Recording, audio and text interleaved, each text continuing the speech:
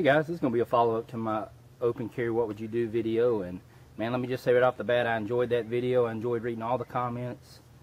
One thing has become abundantly clear.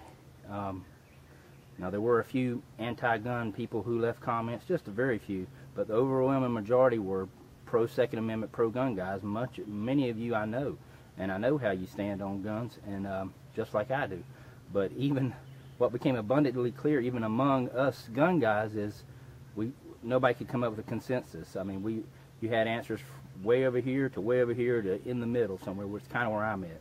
But like I say, pro-Second Amendment gun guys, we all couldn't agree on the scenario, just based on the limited facts that I showed you.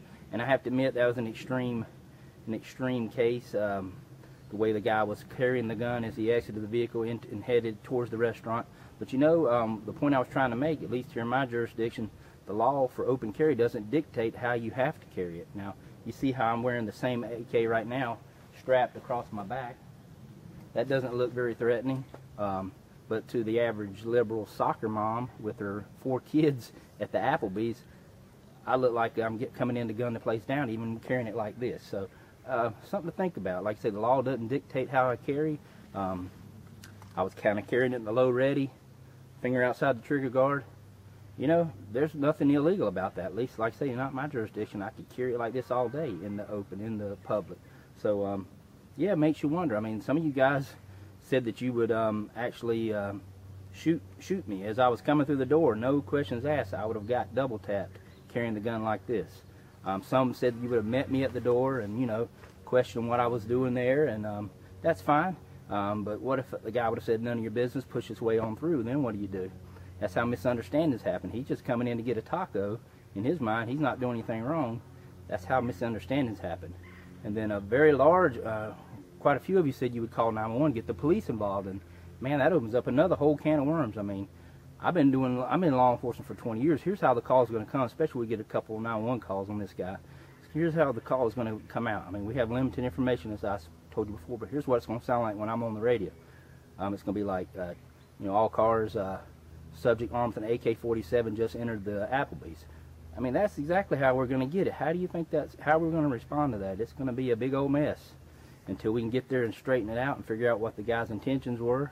And that's the thing. Who can know what someone's intentions are? I mean, you guys couldn't tell what my intentions were just based on that short clip in the video, nor can I. So, you know, we get there, and then the next thing you know, I'm on a 40-second video taken completely out of context on Cop Block. Everybody's hating me for harassing this guy who's just trying to eat a taco. So, a lot of questions there, a lot of things to weigh and consider. But like I say, ultimately, at the end of the day, exercise your rights. And this video was not a jab at the folks down in Texas. It was quite the contrary. That got me thinking about. That's why I made this video. But I don't think those guys did anything wrong.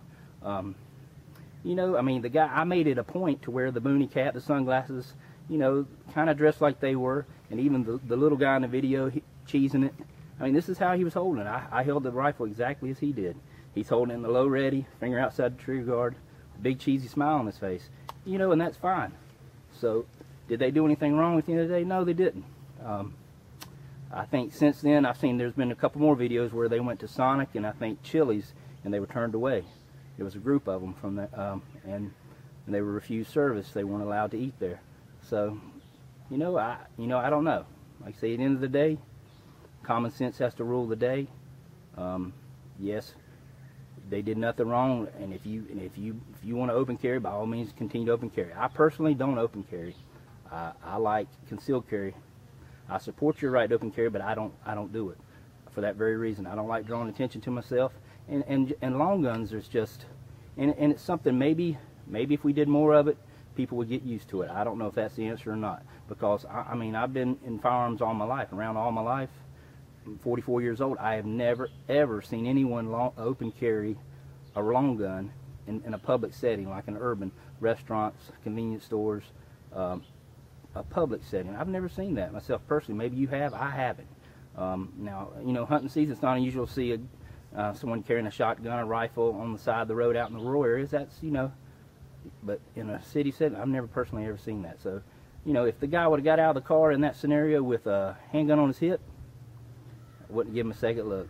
Carrying the rifle like this, many of you guys wouldn't give him a second look. I would have watched him. I mean, you know, but you know, that doesn't look threatening to me. But like I said, there's a lot of people out there that right there, he might as well have a mask and bring on the trigger, ready to rock and roll. So, like I said, a lot of questions come up, and I appreciate all the great comments and the good answers. And like I say, I like my final, what I would have done in that scenario. Like a lot of you, I'd have been leery of him. I would have. Me and my wife both carry. I would have told her, look, we'd have had our guns out, maybe under the table on my lap. I'd have had it out, ready to go, and watched him like a hawk until his intentions were clear. I mean, you would know when he walked in the door what his intentions were. If he was going to order a taco, if he was going to shoot the place up, it would be abundantly clear at that point. So, anyways, at the end of the day, guys, like I said, exercise your rights. But what we need to remember about this particular open carry scenario is, at the end of the day, that's a private business. It is open to the public, but there again, they're in the business of doing business. They're in the business of making money. And at the end of the day, if it hurts their bottom line, they don't care about your rights. If it costs them money, if it costs them customers, they're not going to allow it. I mean, that's what we need to remember. We need to respect private businesses. If they don't allow it, then so be it. Don't give them your money. I won't. If they won't allow it, I won't give them my money. But like I say, at the end of the day, it's a private business. They set the rules, and you have to abide by them, and just as I do. Go somewhere else that allows it. That's the only answer I can come up with. But anyways, great video. I enjoyed all the comments. Everybody was very civil, kept them courteous, and you know, there was some back and forth, but nobody got out of hand, and I appreciate that. And yeah, maybe we'll do some more of these videos. Like I say, I certainly enjoyed it, and I certainly enjoyed reading all your comments. But let me know what you think. I mean, that's where I stand. I say I'm all for open carry. Common sense needs to rule the day. Yeah, yeah, common sense. But you know, do what you got to do. And anyways, I appreciate you watching. You guys have a good one.